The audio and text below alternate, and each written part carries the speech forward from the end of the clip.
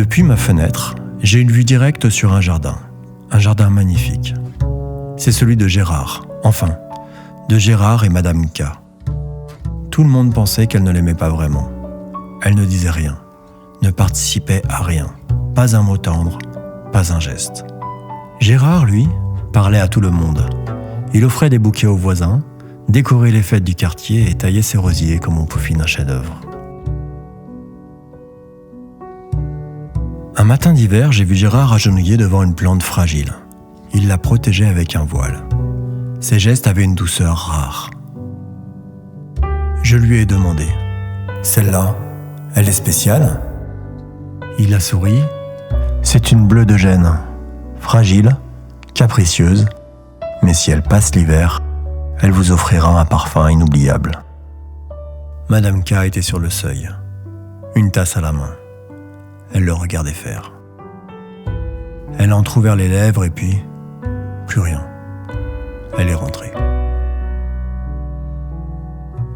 Au printemps, je suis passé devant le jardin. Gérard taillait un camélia.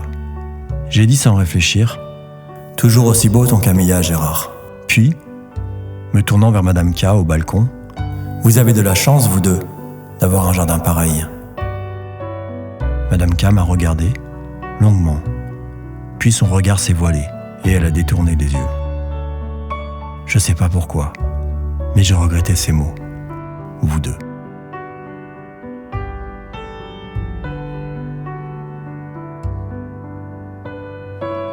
L'été, c'était la fête du quartier. Gérard préparait ses bouquets, comme toujours. Les enfants couraient partout. Les couples s'en offraient. Madame K, elle, regardait depuis la fenêtre. Une main invisible semblait la retenir. Chaque fois que je la voyais, elle semblait distante, presque agacée. La générosité de Gérard l'irritait peut-être.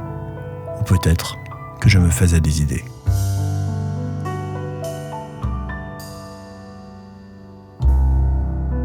L'hiver est arrivé et Gérard n'était plus là.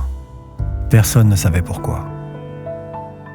Mais le jardin, lui, a commencé à s'abîmer.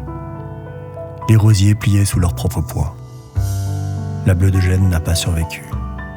Même le camélia a jauni.